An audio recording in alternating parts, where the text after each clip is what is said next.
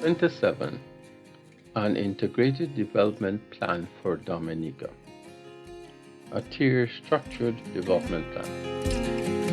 Everyone was looking forward to experiencing the first day of the new century 2000, although it turned out to be as ordinary as the day before. Our organization act had been retired for 5 years, and most of our technical assistants were now on their own personal consultancies. Myself and Louis Bertrand continued to operate an ACT office in Belmont, Trinidad. He did market research for some of the major companies, while I continued to receive invitations to participate in wider projects such as development planning. National development planning was a very opaque exercise. You will be familiar with the old adage, if you fail to plan, you are planning to fail. At most, this is only half of the story. The real half is that if you fail to finance your plans, then your planning is most surely to fail.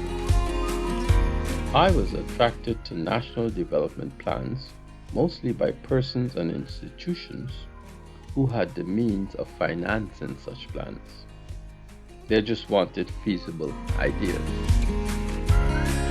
Economic development plans are usually intended to provide a comprehensive overview of one's economy, set policy direction for economic growth, and identify strategies, programs, and projects that hopefully the government could pursue to improve the economy. Developing countries had been experimenting with these concepts not only as part of their political program, but more importantly, as constituting a wish list to present to financial donors. Dominica, for example, had seen the proliferation of development strategies, sector plans, strategic development plans, poverty reduction strategy, and National Resilience Development Strategy, all seeking international financing. What would happen if we developed a plan that did not chase money, but chased the aspirations of ordinary folk? The Integrated Development Plan, the IDP, was that sort of plan. The IDP was not an academic term paper fitting some predetermined standards for development planning. You couldn't approach it with a first degree in economics, and you couldn't evaluate it as if you were doing a book review. You needed more experience with the physical and social features of the society to really utilize its content. In 2002, DFID of the UK presented a Terms of Reference (TOR) for an exercise in development planning that had not been done before in any part of the Caribbean. Part of its complexity came from the 5 major components in this TOR, namely 1. To develop a new decentralized, holistic, and sustainable process of planning. 2. To create new institutional arrangements to ensure the effective implementation of a process that will support both planning for cross-cutting as well as sectoral issues. 3. To identify specific areas of strengthening partnership between the public sector, private sector, and civil society, such as non-governmental actors. 4. To establish a participatory process for the design and delivery of a more transparent, accountable, and decentralized development planning. And 5. To identify specific programs and projects. I highlight the operative words that guided this plan: institutional arrangements, strengthening partnership, participatory process, and specific programs. From the beginning, the IDP was conceptualized as being developed within a tier planned system. This meant that the IDP was to be the mother of all plans. providing strategic guidance to lower level order plans, such as economic and physical plans, as well as sectoral plans. You can't even call it a master plan because its focus was total and international, namely to guide national public action, but also to mobilize donor support, that is country support strategy, and to achieve domestic outcomes. The IDP turned out to be a massive effort undertaken by myself and 5 of the most brilliant technical personnel from Dominica. The team comprised the following: Dr. Carissa Etienne, Mr. Charles Maynard, now deceased, Mr. Lambert Lewis, Mr. Ronald Green, and Mr. Atherton Mate. I was the only non-Dominican on the team. Some of the persons who contributed tirelessly to formulating this plan have left and gone on to render yeoman's service at the local, regional, and international level. For instance, Dr. Carissa Etienne became the director of PAHO WHO in 2012 and was re-elected to that post in 2017. As I said before, this was not central planning nor an academic exercise for the Ministry of Finance. This new planning process was deeply entrenched in the call for public participation in development. At that time, there was an international convention called Agenda 21, the plan of action accompanying the Rio Declaration of 1992. This agenda had called on governments to pursue, and I quote, broader public participation in decision-making processes and policy formulation for sustainable development. That is, development that meets present needs without compromising the ability of future generations to meet theirs. This was the period in which more concern was being given to process than to product. These were all legitimate hangovers from the 1994 Program of Action of the Global Conference on Sustainable Development of Small Island Developing States, which was held in Barbados, as well as the 1994 Miami Summit of the Americas, where the Inter-American Strategy for Public Participation in Decision-Making for Sustainable Development was endorsed by most governments of the Western Hemisphere. If you are sensing a sliver of excitement about this process, you're right. For me, this was the advent of the hard hitters, in which opportunities for public participation in the pursuit of a vision of development were to be found. The IDP ended up showing us how such participation could be reflected in the political, economic, and cultural environment of the country. The IDP process in action. I was maturing from tackling the problem of empowerment of workers in their place of employment to empowerment of citizens in the restructuring of their society. This was a clear paradigm shift. Putting these two together was a daunting task for any development plan. What the IDP was seeking to integrate into development planning were measures focused on improving the collective ability of stakeholders, that is, public sector, private sector, and civil society, to manage the future through their actions in the present.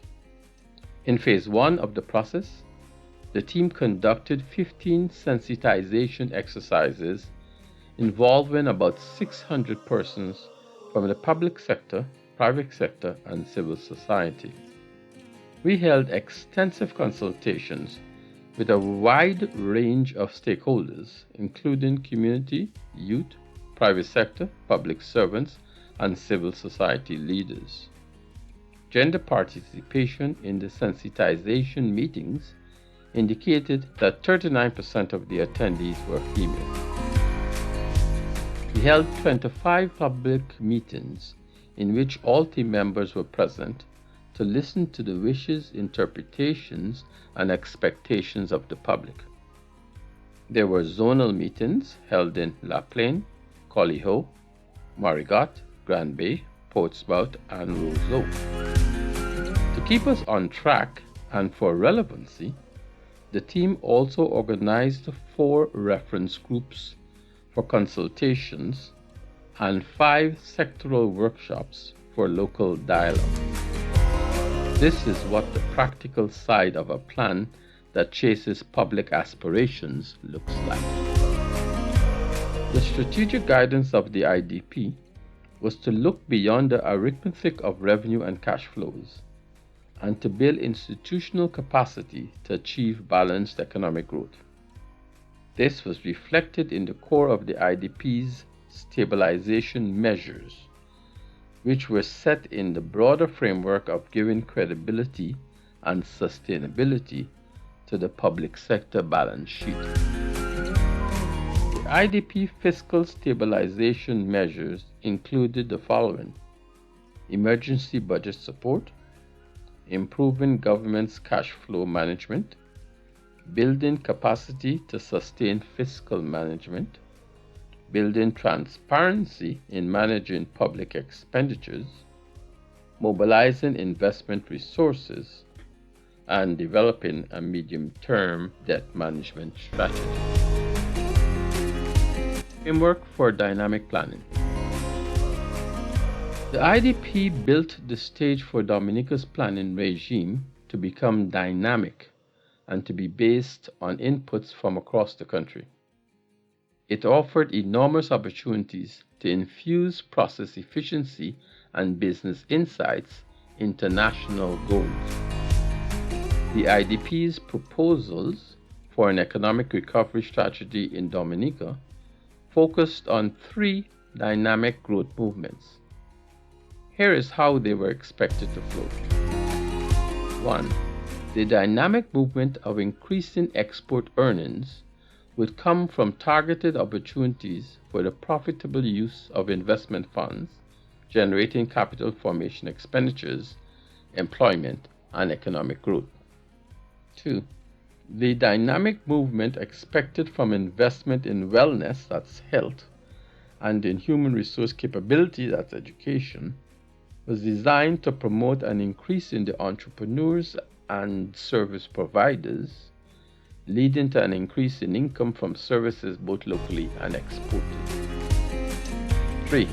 The dynamic movement of reviving domestic demand would begin with the demand in the rural sector through targeted social and economic recovery expenditures, simultaneously providing capital resources to indigenous enterprises to respond to local domestic demand in the form of indigenous production and employment, and expanding on new rural enterprise initiatives to the tourism and services sector.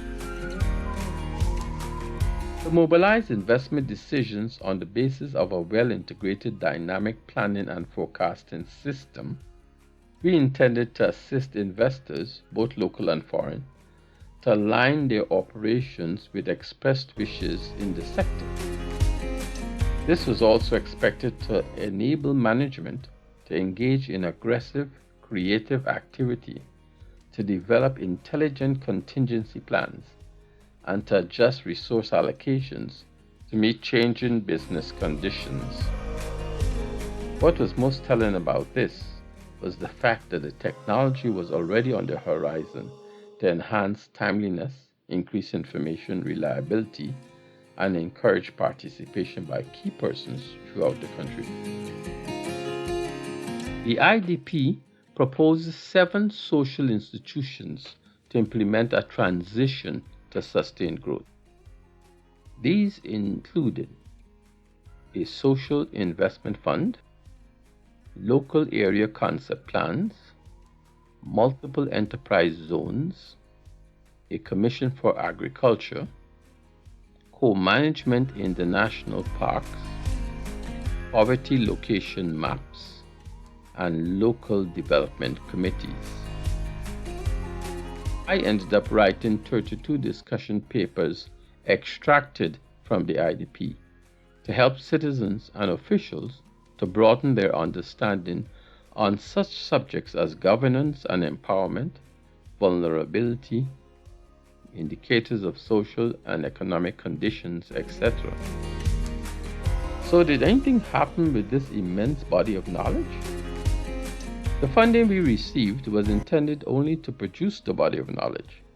There was no serious thought given to a follow-up to this exercise. One reason for this was that the officials in government and their advisors did not have a clue what an integrated development plan would look like. For the most part, it was ignored by these officials.